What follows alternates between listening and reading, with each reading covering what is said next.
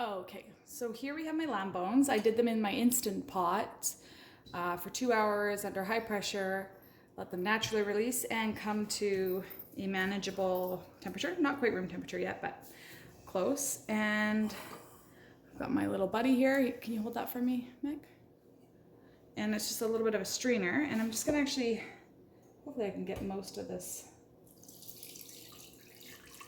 It won't catch everything and it doesn't need to, but I'm just going to try to get the broth a little bit on the cleaner side.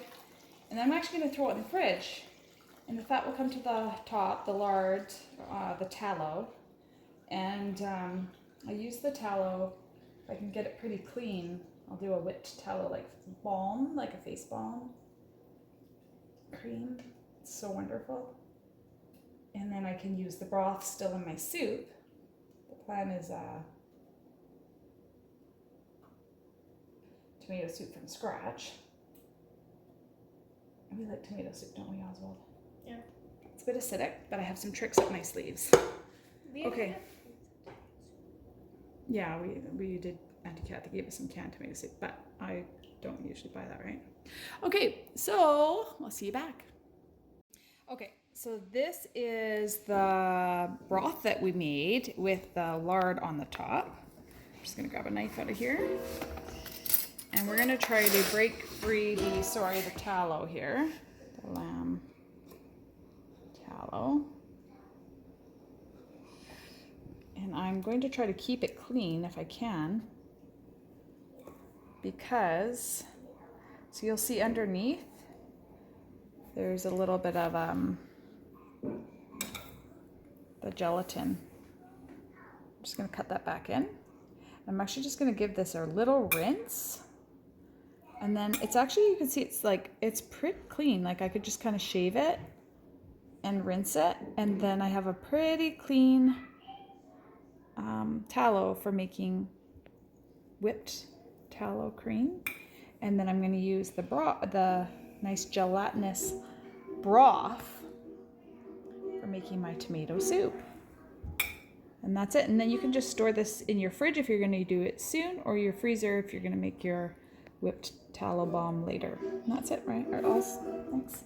Okay, so the water's boiled, and I'm just gonna show you we have all these beautiful tomatoes, and we're gonna blanch them. So I don't know if any of you guys have ever seen Stephen Gundry on lectins, but the peels and the seeds of nightshade vegetables are highest in lectins. So we're gonna remove that. We're also gonna deal with the, so all you do is, can you see it in the pot here, Oswald? Yep. I'm just going to actually drop the tomato in there for a few seconds. And it doesn't even take too long. Let's just see if that does it. Might not have been quite long enough, but no, not quite. Okay, we'll go back in. It's probably about 30 seconds. You throw them in there, and then the peels should just slip right off. And I got my trusty helper, Lou. She's going to help us blanch these babies. All right, let's see if that's, yeah, it's close, but let's go 30 seconds.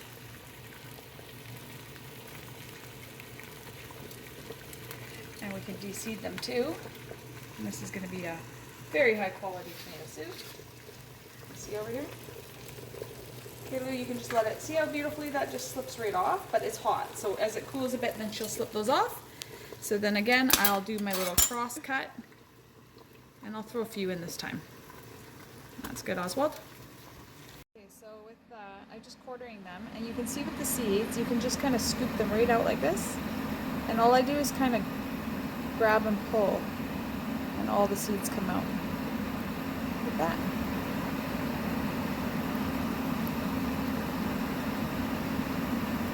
So you can do each little section.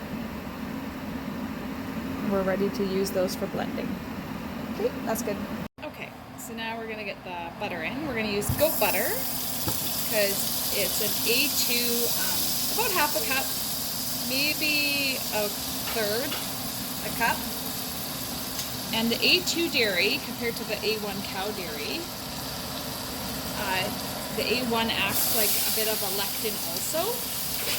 So a lot of people who can't tolerate cow's dairy, unless it's a heritage cow, a lot of those cows over in Europe, produce A2 dairy, but mostly in North America, they produce A1.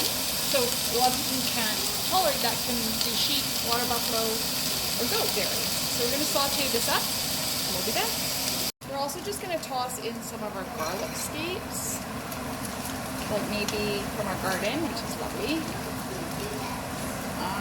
That's probably a lot. Okay, so about, 2.5 generous handfuls. So here is our beautiful homemade tomato sauce.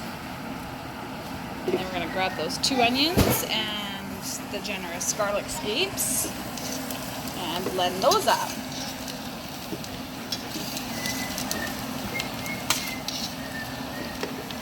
All right, we'll see you back. So now we're going to get everything in the pot. We've got our broth.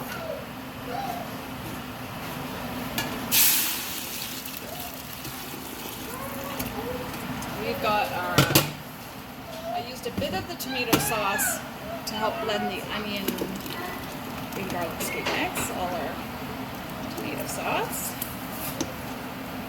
And our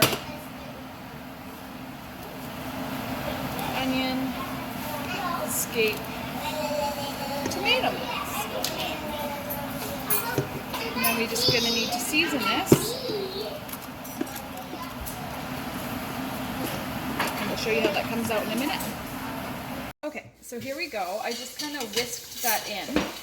And you could just use a bit of salt, but I know that I do okay with this organic bouillon, so I'm just going to use a little bit of that. I'm not going to use a whole lot. I know I don't like it super salty. People can salt their own. That's, it's a fair bit of soup in there, so that wasn't a whole lot. Kind of a generous teaspoon, I guess. And I'm going to sprinkle some smoked paprika. That was probably about, a teaspoon also. And I'm also going to do about a teaspoon of baking soda to neutralize the acid. So, and then I'm just going to whisk that up. If you wanted it creamier, you could add a bit of goat's milk, but if you've done your own broth, it can get pretty creamy. Or you can just shred a little goat's cheese on top. And the kids are asking for grilled cheese with it, so we'll see how they like it. Okay, I've also decided I'm going to add in some sun-dried tomatoes, and this is just in olive oil. Just a little bit of those, couple scoops, and I'm just going to throw it through the, this came out of my fridge, the blender with a scoop of the soup, and throw it back into the soup. Okay guys, I'm going to taste this.